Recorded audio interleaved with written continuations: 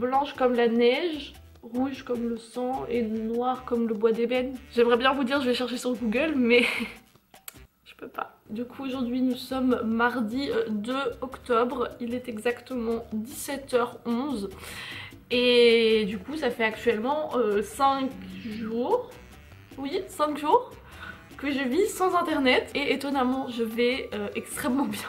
J'ai le nécessaire avec mon iPhone 12, donc je peux joindre les gens que j'ai besoin de joindre et je peux appeler et être appelée.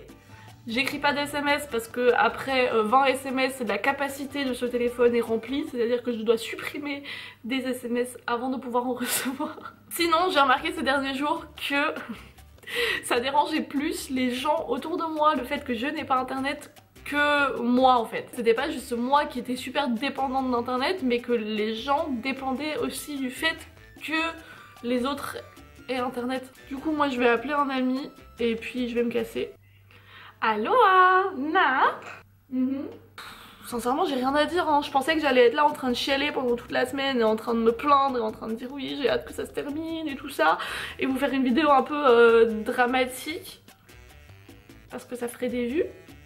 Mais sincèrement, c'est trop bien, ma vie sans internet est géniale. Prenez-moi votre téléphone. Et bon, je suis au bout de mes forces. Oh, j'ai pas fermé l'œil de la nuit. J'ai besoin d'écouter ma musique, j'ai besoin de pouvoir chercher quelque chose dès que j'ai une idée, j'ai besoin de pouvoir regarder des séries sur Netflix quand genre je vais pas bien et que je dois dormir et tout, genre j'en ai marre. Vous êtes même pas droit. Les prochaines 24 heures elles vont être insupportables. Sincèrement en tout c'était genre une super expérience hein, vraiment genre je kiffe et j'aime toujours même maintenant alors que ça va pas trop. Mais j'ai ce besoin. Ça fait des heures que je me roule dans vos lits et tout et que je me genre dors mais putain, et dans ma tête je suis genre qui sait, peut-être que ta mère t'a écrit un truc qui était super important et tu vas pas le voir, et ça se trouve elle te fait du souci, ça se trouve je sais pas, quelqu'un devait te raconter un truc hyper important, ça se trouve t'as oublié un truc, ça se trouve je sais pas. Le pire dans tout ça c'est que hier j'étais chez un ami après le taf et il m'a donné l'ordi pour que du coup je change de musique, et du coup j'avais cet ordi devant moi avec un accès illimité à internet. C'était une angoisse. Et j'ai résisté hein. J'ai vraiment résisté à pas aller genre sur mes réseaux et tout, mais ça m'a démangé énormément. Je suis malade. C'est pas normal. Rien que pour ça, techniquement, je devrais encore me coltiner genre 2-3 semaines. Parce que là, je te jure, je suis juste une espèce de bouillie de pensées déprimantes et de fatigue et de ras-le-bol et je sais pas trop comment en sortir. Enfin vous me connaissez un peu maintenant et vous savez très bien que j'ai parfois ce genre de moments où genre ça va pas.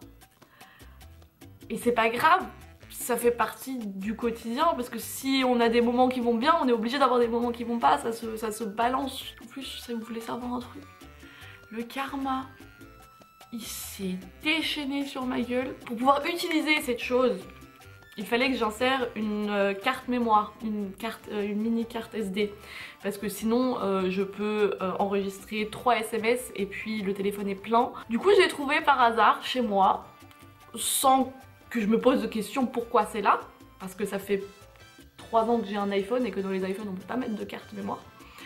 J'ai trouvé une carte mémoire et je me suis dit bah tiens, c'est cool, je suis sûre elle rentre dedans, je la mets dedans, je me dis ouais ça part, nickel. Jamais je me suis sentie trahie autant par moi-même qu'à ce moment-là. C'était des photos et des musiques, des vidéos, des enregistrements vocaux de toutes mes années de lycée en fait. C'est-à-dire aussi toutes les photos avec mon ex.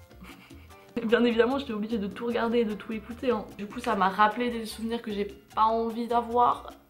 Et sans moyen de communication avec les gens qui pourraient m'aider par rapport à ça. Là maintenant, en ce moment même, je pense que c'est majoritairement le manque de sommeil et du coup la fatigue et l'envie de dormir, mais l'impossibilité, une espèce de frustration horrible. Mais là ça me paraît tellement horrible de devoir être là avec moi et ma personne et devoir genre m'occuper de ce malaise qui techniquement je sais d'où ça vient et je peux rien y faire.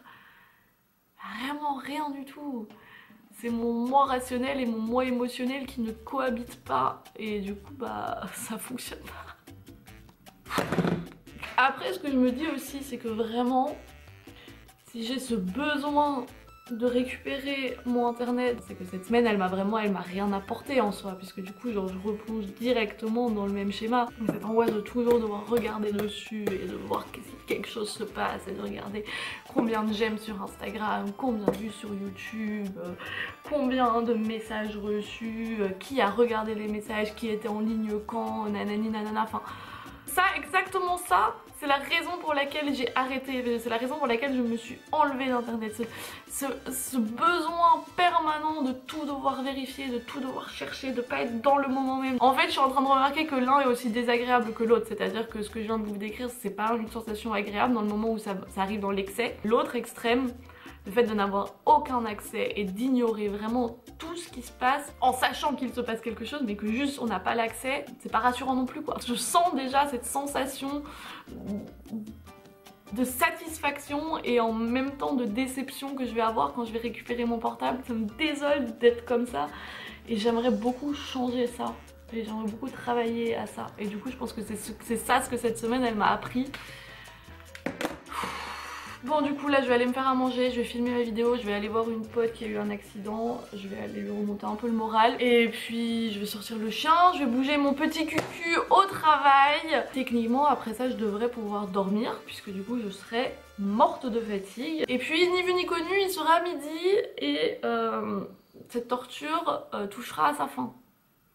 Il est actuellement 11h01, 59 minutes avant la récupération de mes biens. Du coup, il faut encore que je m'occupe pendant environ 1 heure. Je viens de recevoir un message qui me dit t'as bientôt réussi. Bah oui.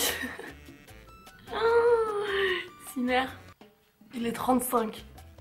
J'ai encore 25 minutes. Il est 11h51. Je vais aller sortir les poubelles et puis je vais aller faire chier mes voisins pour récupérer mon téléphone.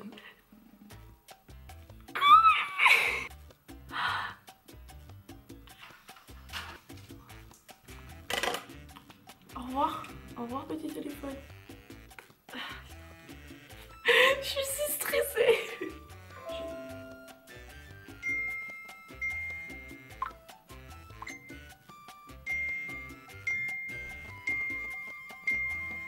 Je vais prendre du coup la prochaine heure pour répondre à tout ça et rattraper mon retard sur les vidéos YouTube, regarder vos photos sur Instagram et vos gentils messages. J'espère donc que cette vidéo vous aura plu. Pour moi personnellement ça a été une expérience super intéressante, beaucoup plus facile que ce que je pensais mais très différente de ce que j'avais imaginé que ça allait être. J'espère que ça m'aura appris un peu à laisser mon portable de côté et ne pas devoir regarder dessus toutes les 5 minutes. Mais bon je pense que la période de temps où je m'en suis séparée n'aura pas été assez longue pour vraiment changer quelque chose dans mon comportement, mais bon peut-être que je verrai ça d'un autre œil désormais.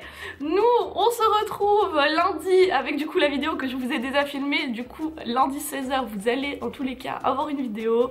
D'ici là moi je vous fais plein de gros bisous.